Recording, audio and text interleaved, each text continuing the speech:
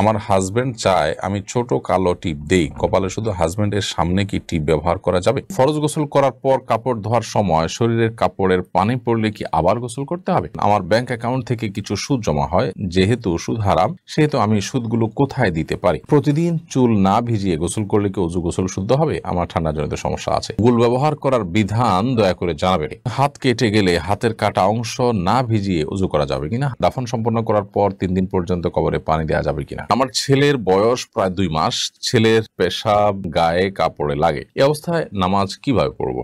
মানত করা নামাজ কি সব একসাথে পড়তে হবে নাকি সময় পেলে একটু একটু করে পড়তে হবে? মহিলার কি মিডিয়াম শব্দ করে কোরআন তেলাওয়াত করতে পারবে? তাতে কি পাপ হবে? কেউ কেউ বলেন নবীজি নাকি রাত দুধ পান করেননি, রাতে নাকি দুধ পান করা যাবে না, এই কথাটা কি সঠিক? চলুন তাহলে আমরা প্রশ্ন উত্তরের আলোকিত ভবনে প্রবেশ করি। সাবিহা শান্তা আপনি লিখেছেন, আমার ছেলের বয়স প্রায় 2 মাস, ছেলের পেশাব গায়ে কাপড়ে লাগে, এই অবস্থায় নামাজ কিভাবে পড়বো? ছেলের বয়স যদি 2 মাস হয় এবং পেশাব আপনার গায়ে কাপড়ে লাগে, তাহলে যে জায়গা লাগবে সেই জায়গায় আপনি হাত ভিজিয়ে সেটার ছিটা আপনি দিয়ে দিতে পারেন। এটি পবিত্র করার একটা প্রক্রিয়া, যদিও ওই যে জায়গা লেগেছে শুধুমাত্র ওই জায়গাটাকে আলতো করে ধুয়ে ফেললেও পাক হয়ে যাবে। আপনি শরীরে কোথাও লেগেছে ওই জায়গাটাকে পানি দিয়ে আপনি ধুয়ে ফেললেন, তাতেও পবিত্র হয়ে যাবে ইনশাআল্লাহ। তার এই যে শরীফুল ইসলাম আপনি লিখেছেন, দাফন সম্পন্ন করার পর 3 দিন পর্যন্ত কবরে পানি দেওয়া যাবে কিনা? কোনো অসুবিধা নেই, পানি লাগলে দিবেন। কবরের উপরে ঘাস আছে, অন্য কিছু আছে, এগুলো পানি লাগলে দিবেন, অথবা মাটি আছে শুকনো মাটি, সেগুলো যাতে কামড়ে থাকে সেজন্য আপনি পানি দিতে পারেন, কোনো অসুবিধা নেই। পানি দিতেই হবে এমন কোনো কথাও নেই, আবার দেয়া যাবে না এমন কোনো বিষয় নেই। এরপর তামান্না ইসলাম আপনি লিখেছেন, গুল ব্যবহার করার বিধান দয়া করে জানাবেন। গুল ব্যবহার করা অবশ্যই গুনাহের কাজ, অবশ্যই জায়েজ নয়। তামাক সেটা আপনি মুখে দিচ্ছেন, এটা এক প্রকারের নেশা এবং মানুষের জন্য ক্ষতিকর। নানা কারণে ইসলামের দৃষ্টিকোণ থেকে এটি ব্যবহার করা জায়েজ নয়, এই বদভ্যাস আমাদের ত্যাগ করা উচিত। সাইফান শেখ আপনি লিখেছেন, মানত করা নামাজ কি সব একসাথে পড়তে হবে নাকি সময় পেলে একটু একটু করে পড়তে হবে? এখন মানত আপনি কি ধরনের করেছেন? এমন কাজটা হলে আমি এত ওয়াক্ত নামাজ পড়বো, এত রাকাত নামাজ পড়বো, এরকম যদি হয়ে থাকে তাহলে সেক্ষেত্রে এত রাকাত আপনি পড়লেই হবে। একসাথে করার নিয়ত আপনি করেন নাই, অতএব আলাদা আলাদা বিভিন্ন সময় সেটা পড়ে দিলেই আদায় হয়ে যাবে। এইও আমান আপনি লিখেছেন, আমার ব্যাংক অ্যাকাউন্ট থেকে কিছু সুদ জমা হয়, যেহেতু সুদ হারাম সেহেতু আমি সুদগুলো কোথায় দিতে পারি? ব্যাংক অ্যাকাউন্টে যে সুদের টাকা জমা হয়েছে সেই সুদের টাকা আপনি কোনো গরিব দুঃখীকে সওয়াবের নিয়ত করা ছাড়া দান করে দিবেন। আলিয়া সিদ্দিকা আপনি লিখেছেন, প্রতিদিন চুল না ভিজিয়ে গোসল করলে কি অজু গোসল শুদ্ধ হবে? আমার ঠান্ডা জনিত সমস্যা আছে। প্রতিদিন গোসল করা তো ফরজ না। আপনার ফরজ গোসল যেদিন হবে সেদিন আপনাকে চুল ভেজাতে হবে, প্রয়োজনে গরম পানি দিয়ে আপনি গোসল করবেন এবং দ্রুততার সাথে শুকানোর চেষ্টা করবেন। আর যদি নর্মাল গোসল হয়, সাধারণ প্রতিদিনের যে গোসল সেটা যদি হয়, বা শুক্রবারের সুন্নত গোসল হয়, তাহলে সেক্ষেত্রে আপনার চুল ভেজাতে অসুবিধা হলে আপনি চুল না ভেজালেন, গোসল করে ফেলেন, গোসল তো হবেই, কোনো সমস্যা নেই। আর ওজুর জন্য তো আর চুল ভেজানো জরুরি না, মুখ ধৌত করলেন এবং মাথার উপরে ভিজা হাত শুধু বুলিয়ে নিলেন, তাতেই তো হয়ে যাবে, মাসে করলে হয়ে যাবে। শায়লা নাহার আপনি লিখেছেন, মহিলার কি মিডিয়াম শব্দ করে কোরআন তেলাওয়াত করতে পারবে? তাতে কি পাপ হবে? যদি গায়রে মাহরাম কারোর কানে আওয়াজ যাওয়ার আশঙ্কা না থাকে, আপনি আপনার বাসায় আছেন, কক্ষে আছেন, আপনি উচ্চস্বরে তেলাওয়াত করতে পারেন, কোনো অসুবিধা নেই। আপনার আওয়াজটা গায়রে মাহরামের কানে না পৌঁছালেই হলো, আপনি উচ্চস্বরে তেলাওয়াত করতে কোনো এই দৃষ্টিকোণ থেকে বিধিনিষেধ নেই। সায়রা মাহবুব আপনি লিখেছেন, কেউ কেউ বলেন নবীজি নাকি রাত দুধ পান করেননি, রাতে নাকি দুধ পান করা যাবে না, এই কথাটা কি সঠিক? না, কোরআন হাদিসে এরকম কোনো কথা আছে বলে আমার জানা নাই যে রাতে দুধ পান করা যাবে না, দিনে পান করতে হবে। দুধ হালাল জিনিস, রাতে দিনে যে কোনো সময় আপনি পান করতে পারেন। মোহাম্মদ নাজির হোসেন লিখেছেন, ফরজ গোসল করার পর কাপড় ধোয়ার সময় শরীরের কাপড়ের পানি পড়লে কি আবার গোসল করতে হবে? ফরজ গোসল করার পর কাপড় ধোয়ার সময় যদি পানি ছিটে এসে কাপড়ে লাগে, কোনো অসুবিধা নেই, তার জন্য আলাদা গোসল করতে হবে না। যদি নাপাক কাপড় এবং নাপাক কাপড়ের নাপাকির অংশ এসে লাগে, তাহলে শুধুমাত্র পায়ের অংশ ধুয়ে ফেললেই চলবে যদি ওখানে লাগে।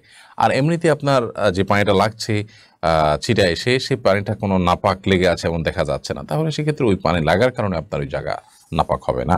এরপরে রুহুল আমিন লিখেছেন, সুন্নত নামাজের 3য় রাকাত ও 4র্থ রাকাতে সূরা ফাতিহার সাথে অন্য কোনো সূরা মিলাতে হবে কিনা? সুন্নত নামাজের 3য় এবং 4র্থ রাকাতে সূরা ফাতিহার সাথে অন্য কোনো সূরা মিলাবেন কিনা, ফুকাহাদের মধ্যে একাধিক মত আছে এই বিষয়ে। তবে আপনার 4 রাকাত বিশিষ্ট যে সমস্ত সুন্নত নামাজগুলো আছে সেগুলো অনেক ফুকাহাদের মধ্যে 2 রাকাত 2 রাকাত করে পড়া উচিত। 4 রাকাত একসাথে পড়েন তাহলে সূরা ফাতিহার সাথে অনেক ফুকাহাদের মতেই আপনি অন্য সূরা মিলাবেন।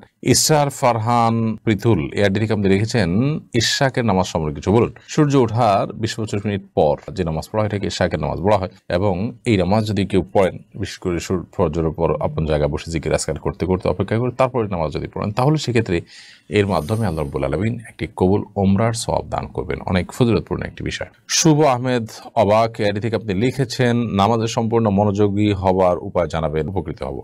নামাজে পরিপূর্ণভাবে মনোযোগের জন্য প্রথমত নামাজের যথেষ্ট আগে থেকে অন্য সব বিষয় থেকে আপনি ফারিগ হয়ে নামাজের জন্য ফ্রি হয়ে যান। সকল ব্যস্ততা থেকে ফ্রি হয়ে মসজিদে আগেভাগে চলে আসেন, একটু বসেন, অপেক্ষা করেন নামাজের জন্য। এবং দ্বিতীয়ত হলো নামাজে যে দোয়া সূরা কেরাতগুলো পড়ছেন সেগুলোর অর্থটা একটু বোঝার চেষ্টা করুন এবং সেগুলো মনে মনে চিন্তা করার চেষ্টা করুন।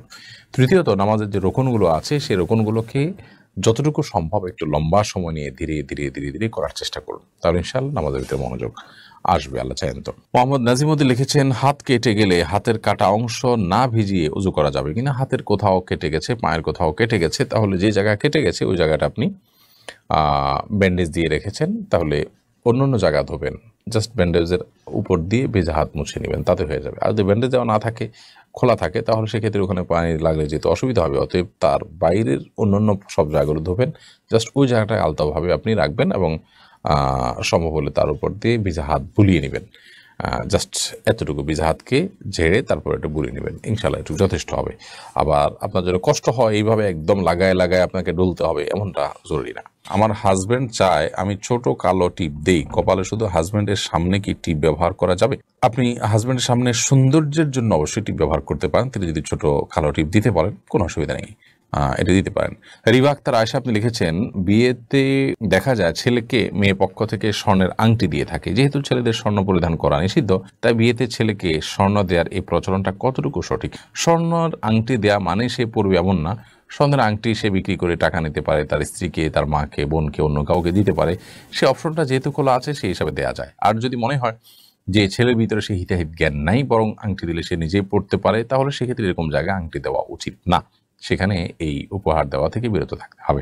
আমার দেশে বেশিরভাগ মানুষের এই হিতাহিত জ্ঞান না থাকার কারণে এটা দেয়া থেকে বিরত থাকা উচিত। আর যদি এমন হয় যে না সে ছেলে পড়বে না, বা তাকে জানিয়ে দেওয়া যায় যেটা তোমার জন্য পড়া নিষিদ্ধ শরীরের দৃষ্টিকোণ থেকে, তোমাকে উপহার দিলাম, তুমি অন্য কিছু বা অন্য কাউকে দিও অথবা কিছু করছো, এটা বেটার। কিন্তু এগুলো বলা বলে আসলে করা হয়ে ওঠে না, বা এটা বলাটা নানা দিক থেকে জটিলতা তৈরি করে। এই জন্য সে এই স্বর্ণের আংটি ব্যবহার করে হারামে লিপ্ত হতে পারে, সে আশঙ্কা থাকলে বিকল্প কোনো পথ দেখা উচিত উপহার দেওয়ার জন্য। মোহাম্মদ রুবেল আপনি লিখেছেন অসুস্থতা থেকে সুস্থতার জন্য কি আমল করবো? অসুস্থতা থেকে সুস্থতার জন্য আল্লাহ তার কাছে দোয়া করতে থাকবেন, যত রকম দোয়া আছে দুরূদ পড়বেন, আল্লাহর প্রশংসা করবেন এবং স্বাভাবিকভাবে আল্লাহ তার কাছে দোয়া করতে থাকবেন ইনশাআল্লাহ বিদিনিল্লাহ। এই দোয়াগুলো নিজের ভাষায় আপনি বলতে পারেন, মনে মনে আল্লাহ তার কাছে নিবেদন করতে পারেন। তবে দুরূদ, ইস্তেগফার, দোয়া ইউনুস এই আমলগুলো করে করে আল্লাহ তার কাছে দোয়া করাটা দোয়া কবুলের ক্ষেত্রে অনেক বেশি সহায়ক ভূমিকা রাখে।